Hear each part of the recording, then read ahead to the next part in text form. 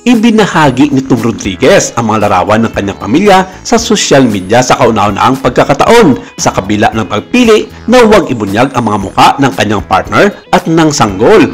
Nag-alok si Tom ng bihira at matalik na sulyap sa kanyang personal na buhay sa pamamagitan ng pagbabahagi ng mga larawan ng kanyang pamilya.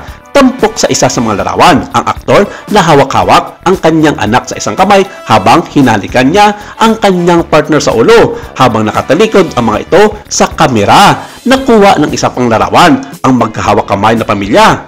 Ang kanyang naging caption sa nasabing mga larawan, "This isn't about hiding, it's about holding. Holding close what grounds me, what restores me, what reminds me of who I am beyond the light, the noise, and the roles I play. This family of mine is my sanctuary, my peace, and in a world that often demands a performance, they are where I am not real."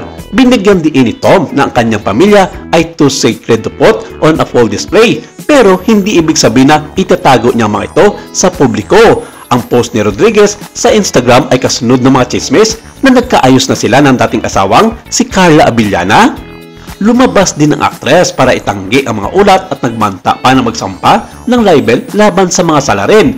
Noong November 2024, ibinunyag ni Tom na kumakailan lamang ay naging ama siya ng isang sanggol na lalaki na nagngangalang si Corbin kasama ang kanyang non-showbiz foreign partner na nakasama niya sa nakalipas na 2 taon.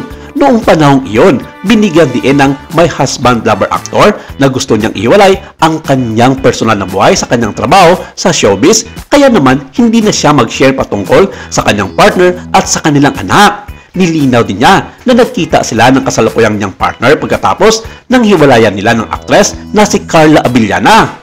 Nagpakasal sina Abellana at Rodriguez noong Oktubre ng taong 2021 pagkatapos ng 7 taong pagsasama nilang dalawa. Inanunsyo nila ang kanilang paghiwalay makalipas ang ilang buwan. Kumakailan ay binalikan ni Carla ang isang ulat na nagsasabing sila ni Tom ay nasa reconciliation talks na. At sabi nito na walang katotohanan ang lahat ng mga ito.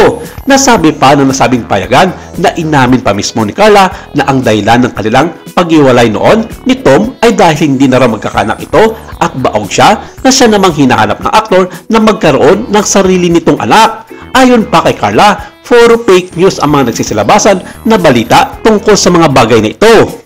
Pero sa kanyang mga kritiko sa showbiz, marami ang nagsasabi na kung ano ang mga lumalabas na mga mensahe sa bunganga ng aktres ay siya ring totoo na yun nga ang mga rason ng aktor kung bakit nagawa nitong hiwalayan si Carla gayong kakakasal pa lamang ng mga ito 4 na taon na ang nakakalipas. Sinabi pa ng ilang mga netizens na patunayan mismo ni Carla na magkaroon siya ng sarili niyang anak at huwag sabihin sa publiko na mananatili na lang ito na maging single hanggang pagtanda matapos ang masakit na hiwalayan nila ng dating asawang si Tom Rodriguez.